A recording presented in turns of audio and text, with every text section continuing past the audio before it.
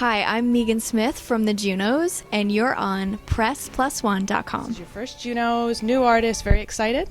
Yeah, you could say that. Yeah, slightly excited. And this is your first album, right? Yeah, this is my first major label album, and I basically haven't slept in the past 2 months or so, yeah. At the Junos, Press Plus One meets up with nominee Meaghan Smith to talk about her first album, The Crickets Orchestra, her new album, new tour, and random facts like her favorite musical. Oh yeah, and she took home the Juno for New Artist of the Year. Okay, this would be how I would describe your music. You go into a vintage store, and you're not looking for anything in particular. Okay. And you see the most amazing vintage piece, and you're like, oh, I can't believe I found that, and you're so wowed by it. That is the category I'd put you in. Wow. Thank you so much for saying that. That's exactly what I feel when I make that record, and actually that's the exact experience I had finding my Juno dress. So I can really relate. Yeah. Perfect. Exactly. So, tell me a little bit about finding that voice or that style, because it is a bit of a throwback, but it seems very fresh and new the way you do it. Oh, thanks. Well, it was really kind of something I stumbled on. Like I wrote the songs on guitar, so I mean, when at first glance, a girl singing a song she wrote on a guitar could sound kind of folky, but I think that combined with my, the tenor of my voice and, the subject matter maybe, and the style of the composition of the songs, that sort of like alluded to something more vintage sounding, I guess.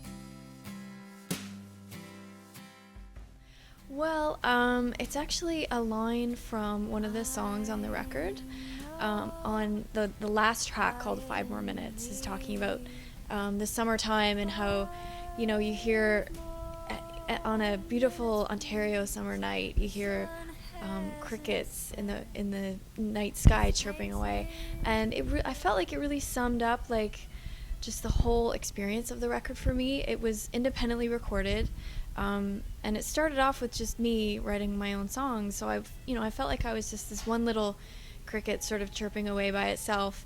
But then as the project grew bigger and I hired musicians and a producer, and then people started hearing it, and it went to major labels, and I started gaining fans. It turned into like this really big, beautiful, summery cricket sound, and I wanted to allude also to the orchestration, that I have horns and harps and did I read this right? You can't read music. I can't, yeah. That's amazing. But you have you have an ear for it. I have an ear for music, yeah. I play by ear, and I know exactly what I want to hear, and I can quasi-communicate that. It would be really helpful if I could read music, but Paul McCartney can. Did you know that? I didn't. Yeah, Paul McCartney can. I feel a little better. Yeah. Yeah, this is a completely different experience for me in terms of writing. When I wrote the first record, I didn't know who was going to like it or if anybody was going to listen to it, and now I kind of have a fan base that, people that care about my music almost probably as much as I do, maybe in some cases. And I feel like within the past couple of months especially, I've really gotten into a groove and refound my voice, but it really has been a completely new learning curve, totally. So it's interesting. So we might be expecting some very new things coming out of that. Yeah, I mean, it's still me. It's still me writing the songs, and it's just, hopefully it's going to be a big step forward from this last record and a definite movement, but it's still me, and I can't be anybody but who I am, Well, I feel like I owe everything to my fans. I mean, they're the people who are supporting me by buying the record or coming to a show or telling their friends about my music, So, I mean, they really mean so much to me, and I would, I just want to keep in touch with people, and the fact that they take the time to see what I'm up to, I want to return that. It's very reciprocal. So, I mean, if they're gonna do all these wonderful things for me, I definitely want to be there for them too and do as much as I can for them. So yeah, I do Fan Appreciation Day, which is usually once a month. I try and make something to give away, or You know, sometimes I just do giveaways because I just really I just really love my fans. It's honestly true. And I like to keep in touch with people. I like to know what they're doing as much as they know what I'm doing. So I ask a lot of questions and just keep the conversation going. They mean a lot to me. You started out as a visual artist, right? So you worked in animation. Your website, your photos, how you dress, your videos really comes across as though your musical side and your visual artistry kind of are hand in hand. Tell me a bit more about that. Thanks. Well, yeah, I'm a very visual person. You know, I work in oils. I paint portraits of these little crazy little characters. I love things that look iconic, you know, so the clothes that I'm drawn to, the clothes that I feel pretty in or feel comfortable in are, you know, kind of fit with my whole sort of vintage modern sort of vibe. And yeah, I like everything to be cohesive. And when I get the chance to shoot a video, I like to hire my friends that I went to college with. And actually there's a guy named Darren Rawlings who did most of the animation for my videos, and he's one of my best friends from college. Wow. So I'm just really like love the arts all around. I mean, I'm not the greatest dancer, but you know, all around, you know, visual arts and music and dance and theater. I love all of it. So yeah, well, the videos are amazing. Watch the videos. Definitely. Well, so I do these miniature paintings that they're not larger than like 3 or 4 inches, and they're just little oils of different characters that I kind of imagine in my head. You know, there's a lot of animals or robots, especially doing robots? things. I don't know.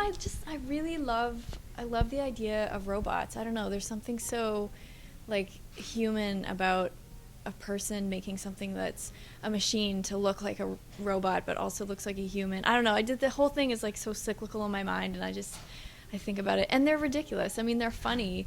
They're fun to look at. So yeah, these have been growing in popularity, and I really can't hang on to them. As soon as I post them online, they sell out immediately. So I usually have a show every couple of months or so, and I tell people when I'm posting, and then they're usually gone within a couple of hours of.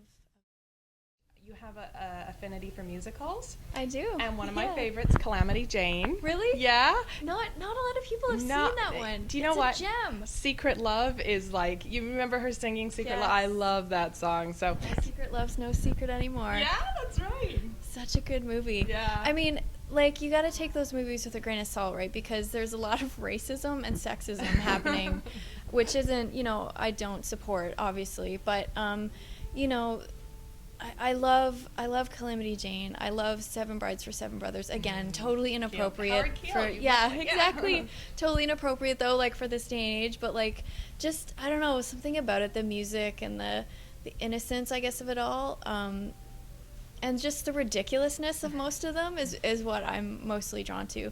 I have to say, like, My Fair Lady is another one that I grew up watching. The Music Man. You know, my parents were really.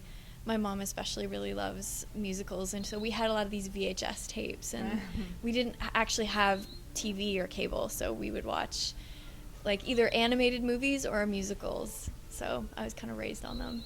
Nothing wrong with that.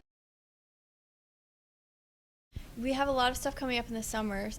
We've got some shows in Quebec and some festivals, and I'm actually doing house concerts too, which is something I've been really, really into lately. They're so much fun. I know a lot of like indie artists are really getting into that. Like, yeah, and I'd say intimate. yeah, definitely. And it's a chance to like actually meet my fans, and for them to meet me, and not like a big like arena sort of venue or, you know, a larger club. It's really, really fun. So people just, you know, if you want to know what's going on, stay in touch. I always update my dates on my website, on Facebook, Twitter, like you mentioned. I have a blog and a website. What's your website address? Meaghansmith.com. Just Just straight out. www.meaghansmith.com. Yep. Okay. And Twitter /Meaghan Smith. Same with Facebook. Okay. Here I go again, smiling too sweet.